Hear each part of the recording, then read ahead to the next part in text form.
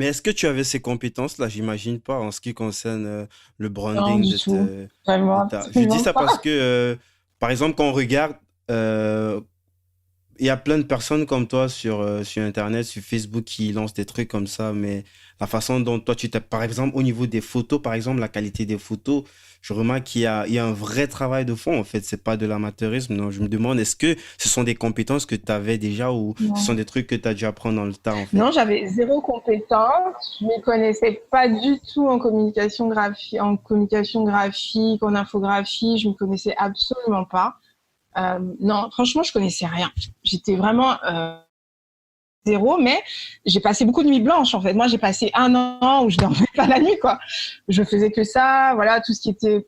Parce que c'est vrai que c'est peut-être pas moi qui ai exécuté la charte graphique, qui ai exécuté le logo, mais je l'ai pensé, j'ai vraiment imaginé, j'ai Mhm. vraiment pensé, Histoire de mettre, créer l'esprit et pour que vraiment quelqu'un créer puisse l'esprit retranscrire pour que, cet esprit-là voilà, pour sur... qu'un infographe le retranscrive. Et puis, mais moi aussi, je me suis beaucoup formée sur Photoshop. Finalement, ben, je me suis aussi formée un petit peu en infographie, même si c'est moi, pas moi qui l'ai exécuté complètement à la fin.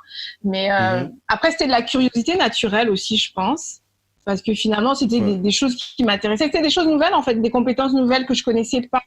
Un secteur créatif, en fait, que j'aimais, qui me changeait aussi de mon travail. Parce que moi, je travaillais aussi en même temps. Ça me Mhm. sortait aussi, en fait, de mon univers du boulot. Même si peut-être il y a une similitude, je sais pas, t'es mieux placé pour répondre à ça, je veux dire chimie, des mélanges chimiques et tout, je sais pas, peut-être je pose ça naïvement, mais est-ce qu'il y a peut-être un parallèle, Après, il y est-ce qu'il y a a des une bases. intersection entre les deux? Ouais, c'est sûr que tout ce qui est technique, en fait, préparation, ça aussi, je m'y connaissais pas. Donc, ça aussi, j'ai fait beaucoup d'auto-formation. Et bon, moi, je renais déjà, enfin, je supervisais déjà un laboratoire d'analyse pétrolière, en fait. Donc, bon, j'étais quand même très calée sur tout ce qui était process qualité, procédure, etc. Donc là, Mhm. c'est vrai que ça rejoignait quand même un univers dans lequel je travaillais déjà. Donc tout ce qui était qualité, démarche Mhm. qualité, c'est vrai que j'étais pas dans la qualité alimentaire, j'étais dans la qualité, tout ce qui était Mhm. analyse. Mais il y avait moyen Mais de copier certains voilà, c'est process ça là-bas en que fait. tu Moi, pourrais j'ai juste, mettre dans voilà, ton c'est ça en entreprise. fait. Moi, j'ai Surtout pour les employés, quoi, pour copié-collé. que t'aies pas à chaque fois à Exact. réexpliquer certains process. Il y a Voilà. des trucs qui sont mis en place Ouais, et c'est juste c'est standardisé, ça. quoi. Ils vont juste Moi, j'avais refaire les la mêmes choses. méthodologie dans un autre domaine et puis je l'ai juste répliqué dans mon atelier. Moi, chez Total Gabon, j'avais toutes mes procédures d'analyse, j'avais mon cahier de laboratoire, j'avais le cahier, voilà, de tout ce qui était hygiène. Donc, en fait, ben, l'hygiène et tout. Donc, tout ce que j'avais, en fait, dans mon labo chez Total, je l'ai dupliqué dans mon petit labo de confiture. Donc, très vite. Et je pense aussi, c'est pour ça que on a pu vraiment avoir un process qualité propre dès le départ. Parce que les premières choses qu'on a faites, en fait, c'est écrire. C'est écrire les procédures, comment on réceptionne des fruits, comment on pèse des fruits, comment on nettoie des fruits, comment on coupe des couteaux. Telle recette, ben, c'est comme ça, c'est tel gramme de sucre, c'est tel gramme de mangue, c'est tel gramme de passion. Donc tout était déjà très standardisé. C'est les premières choses que j'ai faites parce que moi, c'est ce que je savais faire. Euh, Parce que moi, au Ouais, labo ouais. de Total, je savais pas, moi, je suis pas laborantine, donc moi, je sais pas faire une analyse, enfin, je sais un petit peu, mais c'était pas mon job. Moi, je sais pas faire une analyse, en fait, mais je sais l'écrire, je sais la cadrer, je sais en faire une procédure, je sais la standardiser, ça, je sais faire. Maintenant, l'exécution derrière, Mhm. je suis pas laborantine, bon, je sais grosso modo comment on fait, comment les coacher et tout. Mais donc moi, c'est ça que je savais faire. Donc je n'ai fait que répliquer ce que je savais faire, mais dans le domaine de l'alimentaire. Et puis, bah, je me suis juste appuyée sur les normes qui existent en fait, parce que les normes existent, elles sont françaises, mais Mhm.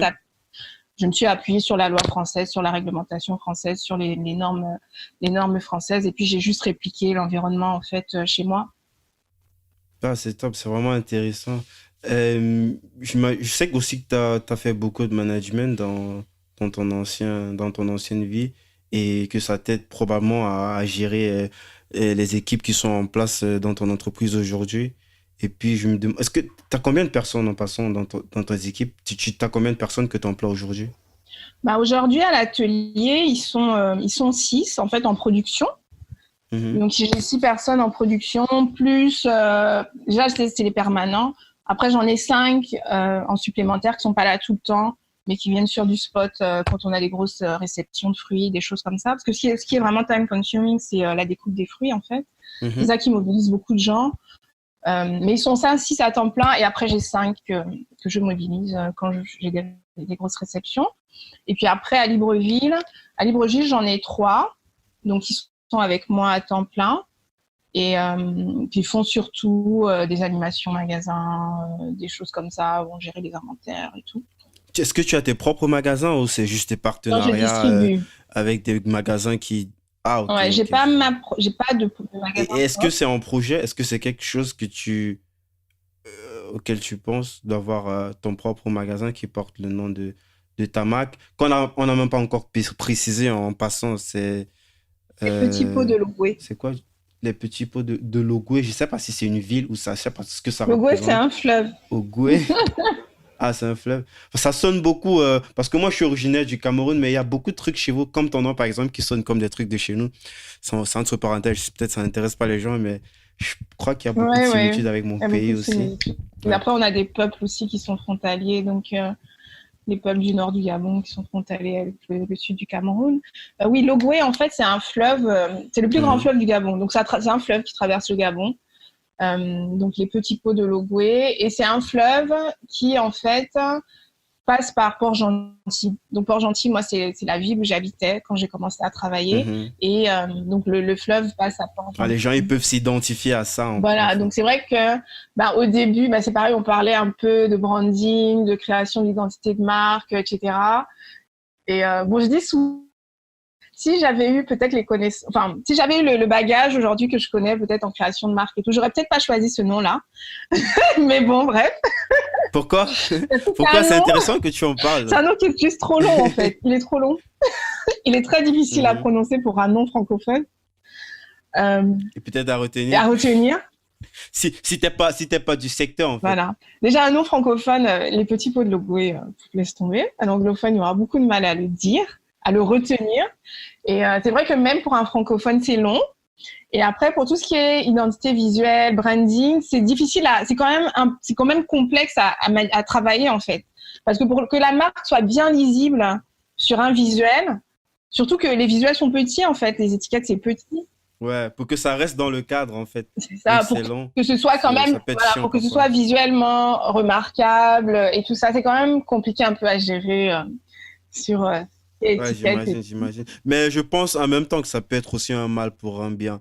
Parce que ça sonne comme chez nous, quoi. Et c'est pour nous. Et puis, il y a d'autres Mmh. étrangers qui peuvent peut-être solliciter, mais c'est peut-être un mal pour un bien. Peut-être il y aura une plus grosse communauté dans l'avenir qui, plus du côté africain, Peut-être. qui va consommer, Mmh. qui pourra s'identifier à ce nom, tu vois.